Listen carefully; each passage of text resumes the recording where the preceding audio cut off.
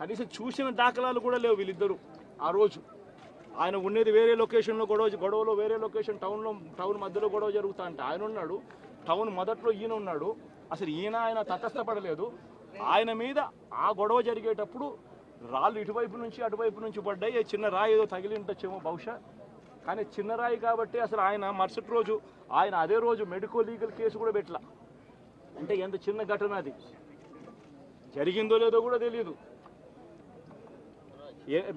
మే 14న జరిగితే 9 రోజుల తర్వాత, అంటే మే 23వ తారీఖున ఆయనకి ఏదో జరిగిందన్నట్టుగా ఆ సిఐ హత్యాయత్నం కేసు పెట్టడం జరుగుతూ ఉంది రామకృష్ణ అంటే కనీసం సీన్లో కూడా లేని వ్యక్తిని.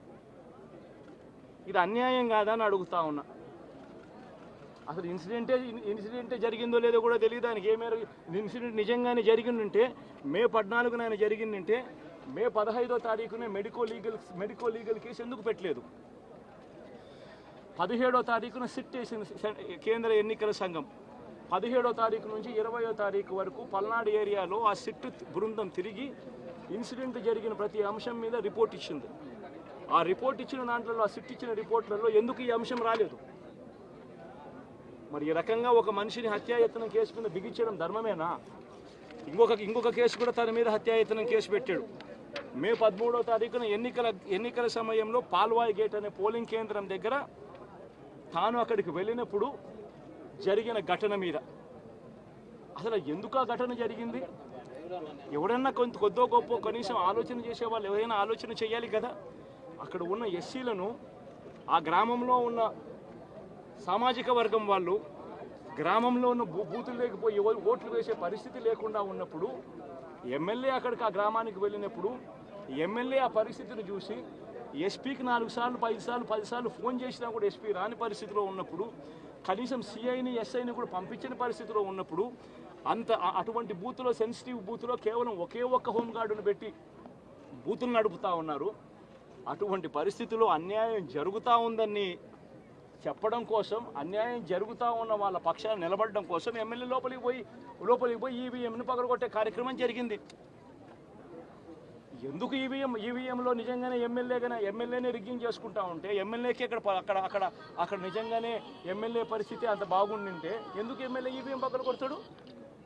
అక్కడ పరిస్థితి బాగలేదనే కదా, అన్యాయం చేస్తూ ఉన్నారనే కదా. అక్కడికి పోయినప్పుడు అన్యాయం చూశాడు కాబట్టే కదా ఈవీఎం పగలగొట్టాడు. ఆ ఈవీఎం ఏదైతే పగలగొట్టిన కేసులు ఏదవుతుందో తనకు బెయిల్ వచ్చింది. ఈరోజు తాను బెయిల్ అక్కడ లోపల ఉన్నది ఈవీఎం పగలగొట్టిన కేసులో కాదు, తను లోపల ఉన్నది ఈవీఎం పగలగొట్టిన కేసులో. అన్యాయం జరిగింది అని చెప్పి, అన్యాయం జరుగుతూ ఉన్న పరిస్థితిలో ఎమ్మెల్యే అక్కడికి పోయి అడ్డుకునే కార్యక్రమంలో జరిగింది అని చెప్పి కోర్టులు కూడా గుర్తించాయి కాబట్టి తనకు బెయిల్ వచ్చింది. కానీ మళ్ళీ ఆ తర్వాత ఏం జరిగింది? ఆ ఇన్సిడెంట్ జరిగిన 10 రోజుల తర్వాత, ఆ ఇన్సిడెంట్ జరిగిన 10 రోజుల తర్వాత, అంటే మే 23వ తారీఖున ఎమ్మెల్యే అక్కడికి వెళ్ళి హత్యాయత్నం చేశాడట. అదే పోలింగ్ బూత్లో హత్యాయత్నం చేశాడంట. ఎవడన్నా బుద్ధునోడు ఎవడన్నా నమ్మదానికి ఉందయ్యా? ఎవడన్నా ఎమ్మెల్యే అనేవాడు అక్కడికి పోయినప్పుడు వాళ్ళు చేస్తూ ఉన్న రిగ్గింగు, ఎమ్మెల్యే దానికి అడ్డుకునే కార్యక్రమం చేస్తూ ఉంటే ఎమ్మెల్యే అక్కడికి పోయి ఎమ్మెల్యే హత్యాయత్నం చేస్తాడా?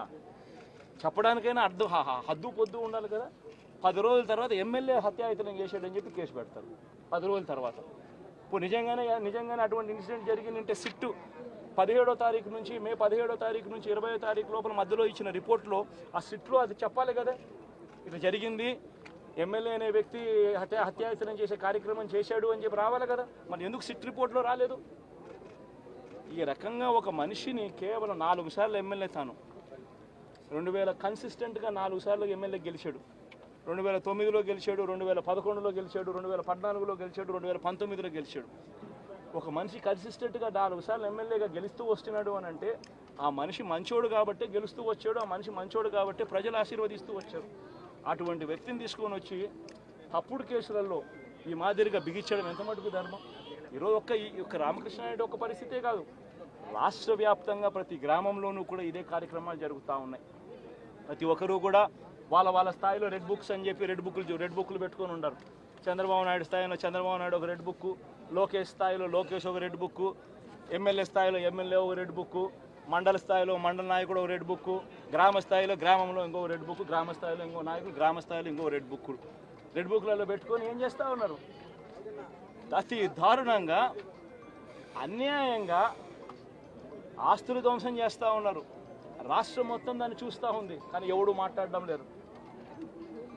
దొంగ కేసులు పెడతా ఉన్నారు, పోలీసులు ప్రేక్షక పాత్ర పోషిస్తూ ఉన్నారు. దొంగ కేసులు పెడతా ఉన్నారు, వాళ్ళే కొడతారు, మన ఇటువైపున కేసులు పెడతా ఉన్నారు. రాష్ట్రం మొత్తం ఇది చూస్తూ ఉంది. చీని చెట్లు నరికేస్తూ ఉన్నారు, ఆస్తులు ధ్వంసం చేస్తూ ఉన్నారు, కనిపిస్తూ ఉంది. ఎమ్మెల్యేలు ఏకంగా జేసీబీల మీద పొక్లేన్ల మీద ఎమ్మెల్యేలు స్వయంగా తీసేసి ఏకంగా పోయి బిల్డింగులు పగలగొట్టే కార్యక్రమాలు చేస్తూ ఉన్నారు.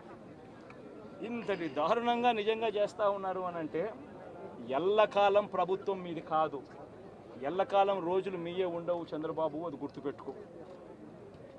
మీ పాపాలు పండుతూ ఉన్నాయి వేగంగా. ప్రజలు దీన్ని క్షమించని పరిస్థితుల్లోకి వస్తారు. ఖచ్చితంగా మీకు బుద్ధి చెప్పే పరిస్థితులు రోజులు కూడా ఉంటాయి.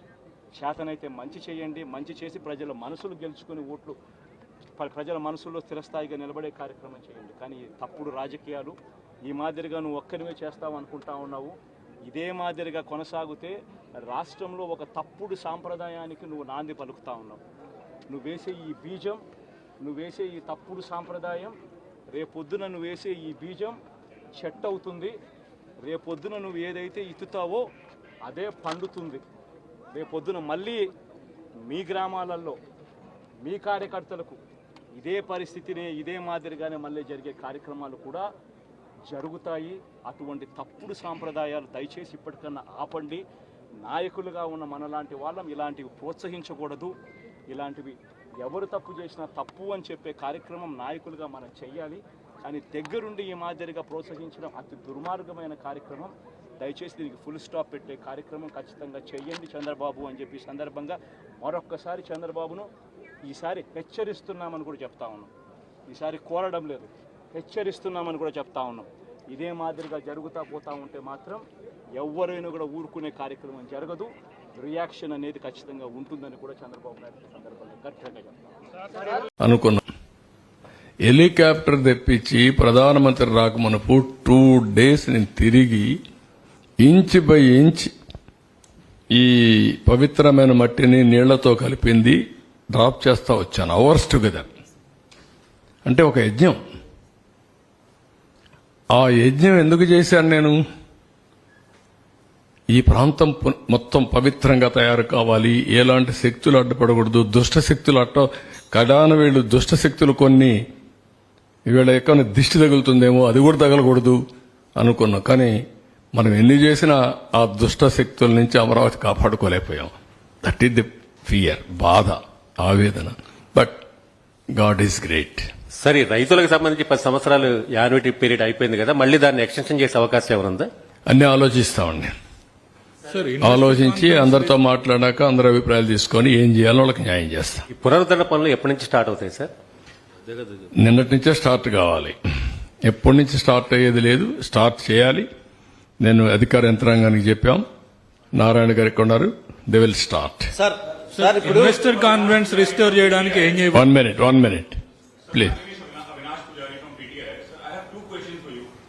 What was your targeted duration when you were in the government last time to deliver Amravati as a Singapore model, and what is your target now, which you have given to your? No, I marketed all over the world about 80. Some companies have come. Then ISB has come.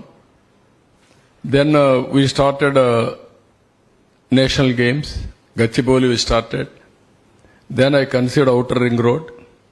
Then airport. Then Vanpik city.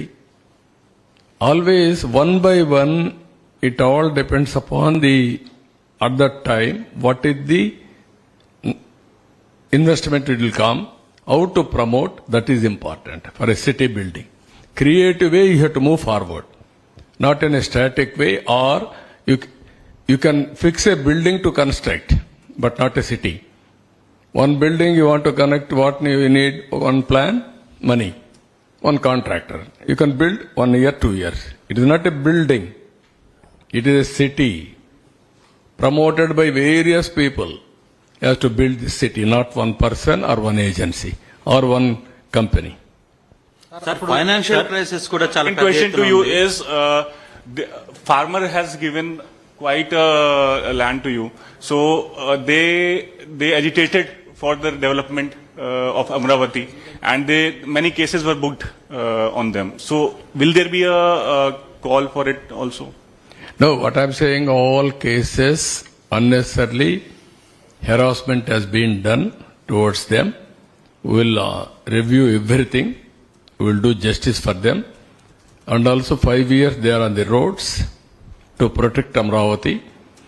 Ultimately they begged people, they collected some funds, they sold some money, some properties, or with their earnings, they spent huge money for courts by engaging advocates. Sir, Judiciary also sometimes justice. We have to do something, then only justice will be done. They have done everything possible. Now how to protect them, we'll protect. CM sir Vijay sir from ABP network sir. రెండు question sir. ఒకటి political గా